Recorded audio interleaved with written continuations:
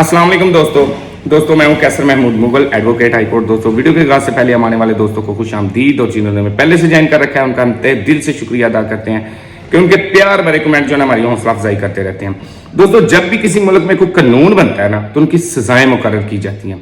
ये सजाएं 1 माह से लेकर 1 साल तक, 1 साल से लेकर 10 साल, 10 साल से लेकर उम्र कैद, और आखिर में सजाएं मौत तक जो है ना ये खत्म हो जाती हैं। पाकिस्तान में टोटल 10 सजाओं का जिक्र किया गया है।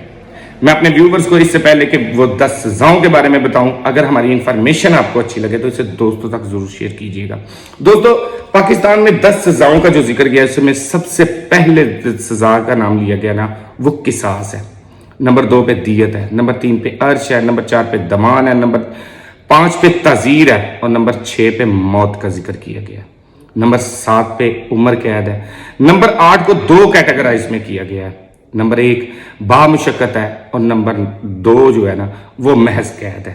बामुशक्कत से जैसे आपको अंदाजा हो गया होगा, और महज कैद का भी आपको पता चल गया होगा। अब आ जाएं नंबर 9 पे।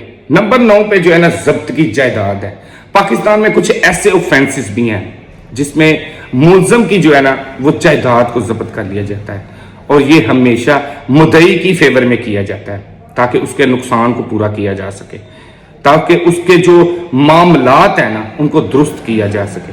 ये मुद्दई के हक में होते हैं, और मुलजम की जायदाद या ऐसी कीमती चीज को जब्त किया जाना जो मुद्दई की फेवर में हो और मुद्दई का नुकसान पूरा किया जाए, इसको कहते हैं जब्त की जायदाद कर लेना। और आखिर पे जो है ना ये इसको जुर्माना कहा जाता है। इंग्लिश में इसको फाइन और उर्दू में इसमें जुर्माना कहा जाता है। जैसे अमूमन तौर पर हम रोड की वायलेशन करते हैं, हेलमेट का ना पहनना, लाइसेंस का ना होना, या हम रूल एंड रेगुलेशन को ना नहीं मानते तो जो हमें फाइन किए जाते हैं उनको जुर्माना बोला जाता है। ये थी आज की 10 सजाएं जो पाकिस्तान में दी जाती हैं। उम्मीद करता हूं आज की वीडियो आपको अच्छी लगी होगी। अगर हमारी इंफॉर्मेशन आपको अच्छी लगी हो इसे दोस्तों तक जरूर शेयर कीजिएगा। अपना ख्याल रखिएगा। हम आपके साथ हैं। फी अमानिल्लाह।